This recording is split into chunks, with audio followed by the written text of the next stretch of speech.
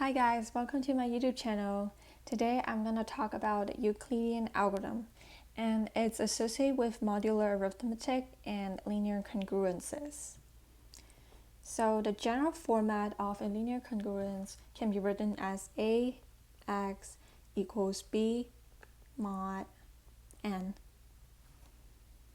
And before we solve for linear congruences, we always have to check whether there is a solution and how many solutions are there. So the example we're going to use today will be 14x is equal to 12 mod 18. So the first step, we have to find the common divisor of a and n. So we go back to this format. A in this case will be 14, and in this case will be 18. And we find that the common divisor is 2. So d equals to 2. And this we will use for our next two steps. The second step is to check if there is a solution. So we have to use b divided by d, which b in this case will be 12. Divided by d will be 2. That will give us 6. So because it is divisible,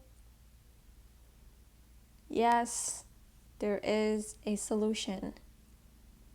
If it's not divisible, then there will not be a solution. So once you check there is a solution, we can move to the third step, which is to check how many solutions are there. So we have to do d mod n, and the remainder of this equation, of this modular expression, will give us the number of solutions are there. So in this case, d will be 2, so then 2 mod 18. So 2 mod 18, it will give us 2 solutions. So once we've done all of that, we can start solving for this. 14x equals to 12 mod 18. To make this simpler, I am going to divide this by 2.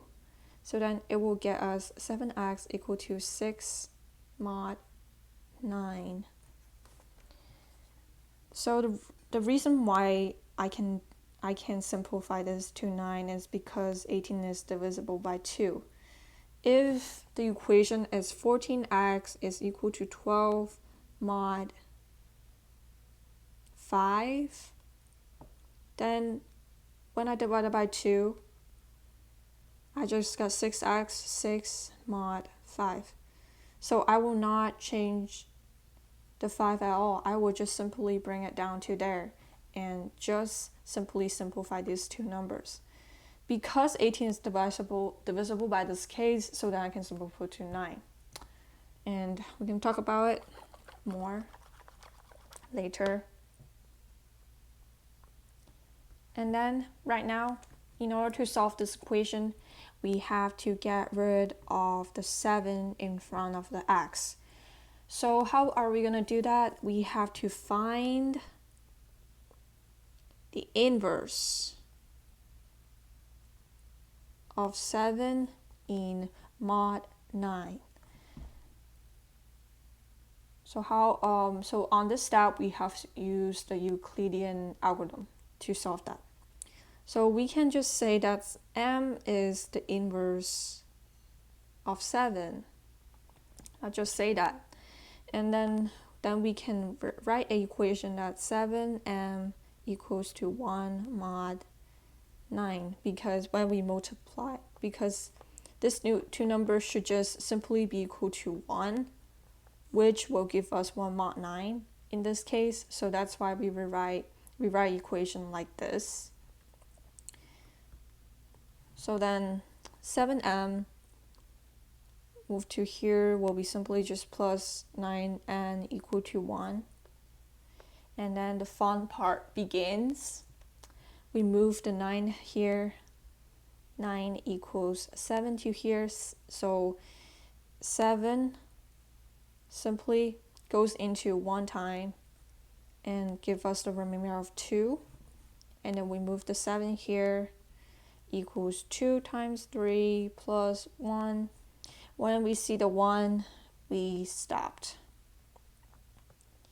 And this 2 equation can actually be rewritten as 1 equal to 7 minus 2 times 3. And this one will be 2 equals 9 minus 1 times 7. Notice that there's a 2 there. So then we can actually substitute this part into the 2. So then 1 is equal to 7 minus 9 minus 1 times 7 times 3. So then 1 is equal to 7 minus, let's move the 3 in front. 7 minus 3 times 9, 3 times 9 minus 3 times 7, and then we distribute the negative. We got 7 minus negative, yeah, so it's minus 3 times 9 plus 3, yeah, 3 times 7, and then we got 4 times 7. Combine these two terms. This is 1 times 7, 3 times 7, 4 times 7, minus 3 times 9. And then we can stop here for a second. When you look back to this equation, there is something really interesting. It's actually just 7 times 4 minus, plus negative 9, negative 3 equals 1. So then we know that m is 4, n is negative 3. And in this case, we're only gonna find the inverse of 7. So it's just m equals to 4. So this will be the inverse of 7. So then we can multiply, or let me use a different color. Our original equation, it's 7x equals 6 mod 9.